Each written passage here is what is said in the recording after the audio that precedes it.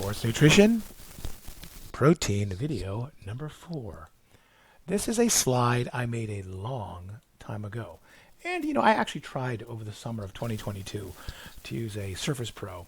It has that little pen and things like that to try to digitally make these drawing wise. Yeah, I failed miserably. So I'm back to still using these, and that's the way it goes.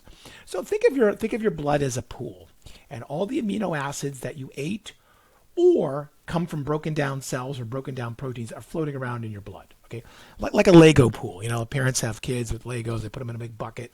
Kids come over for a play date. They take the Legos out. They build stuff. Okay, kids, play date's over. Kids cry, whatever. And then when the kids sleep, and the parents are dumping Legos back into the bucket, right?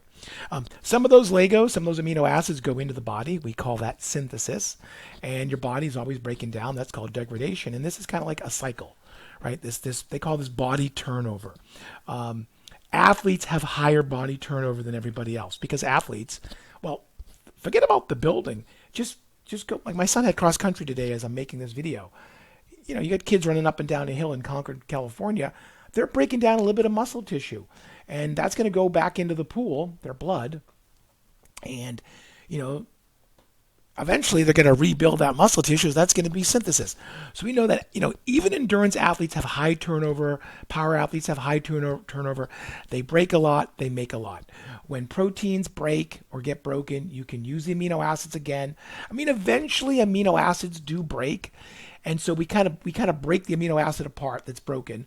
We excrete the ammonia, the nitrogen in your urine as a compound called ammonia. And then that gets converted to urea. So the smell of urine is from a molecule called urea. And urea has the nitrogens that come from broken proteins. Just whatever. That's what it is.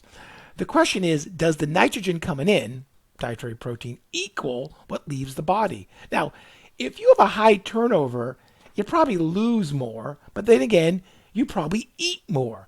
So bodybuilders can be in balance, and video gamers can be in balance, who may not be, nothing against video gamers, just you may not be breaking a lot of muscle tissue. Maybe your fingers are getting a good workout on the mouse and the keyboard, or if you're doing a console, right? But the point is, as long as what comes in equals what you lose, you'll be in balance. Some eat more because they lose more. Some eat less, but they lose less, but they're still in balance. Now, the caveat to that is you're healthy and you're not gaining weight or losing weight. We have to add that in there, right? So that's the caveat. And that's called nitrogen balance. And another way to look at it is using the whole, the law, what do you call it, the scale thing. So those who are growing generally take in protein. They may not be peeing out less. They may be peeing out the same or losing the same, but they're keeping the protein in their body. They're growing, or they had an injury, they went through the kind of breakdown part, and now they're in a cast and they're recovering. Recovery from injury, not the injury, but recovery from it requires more protein. Most of us are in balance. We eat what we lose. We don't even know that, but we do. And then you get folks who are sick, or folks who've had a horrific injury. You can go and break your leg really badly. You're eating the same, but since you're doing a lot of repair work in the body, you're losing more.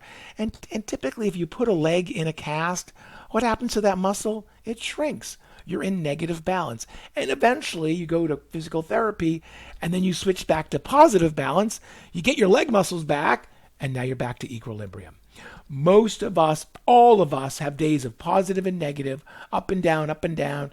We eat a lot of protein on Monday. We don't eat enough on Tuesday. But overall, if you're healthy, not losing or gaining weight, you're in balance. You're in equilibrium. It's that simple. You're probably doing it and don't even know that you do it. Okay, now your requirements can change.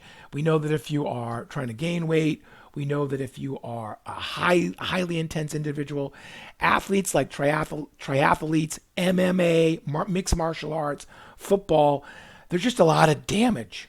And you would imagine every football player in the NFL has a lot of loss, negative balance from, if they're playing football on Sunday and Monday, Tuesday, Wednesday, Thursday, Friday, they're in negative balance, and they're finally coming back to recovery on Saturday and Friday. But then Sunday, they're back to playing football again. So we know the most intense athletes need more protein, not for gaining mass, maintaining mass. And look at some of these numbers. Most of us need about 0.8 gram per kilogram. You get into your strength athletes, you're talking 2 grams of protein per kilogram body weight. That's a lot. Recovery can be as high as 2.5 grams per kilogram body weight. It's a lot of protein, right? Now, should you as an athlete use a supplement to get there? You certainly can. You can use supplements, and that's perfectly fine. In many ways, it might be cheaper than trying to eat chicken all the time, or beef or steak, or whatever plant option you're looking for. Will protein supplements give you a better growth or recovery process than eating those amino acids, essential amino acids from food? There is no evidence to suggest that. Arnold Schwarzenegger was pretty dang muscular in 1981. Yeah, he took steroids, eating a lot of chicken. So it can be done. What are our concerns? Eating a lot of protein does stress the kidneys. It may not be harmful, but it does stress the kidneys. Eating a lot of protein means you take in more nitrogen, you pee more nitrogen. So you have to up your water intake. Animal protein especially has a lot of saturated fat. We know saturated fat raises your bad cholesterol. Saturated fat will definitely increase your risk for colon cancer. Animal protein itself can increase your risk for colon cancer. And some folks think if you eat a lot of protein, you pee a lot of nitrogen. You may also pee a lot of calcium. So does eating a lot of protein affect your bone health later in life? It's a question. Americans specifically have never eaten so much protein ever before in the history of the country, in the history of the planet. We are doing a chemistry experiment right now on ourselves. We all eat more protein than we need, generally, most Americans. So will that have a long-term consequence? I don't know. I'm going to end there.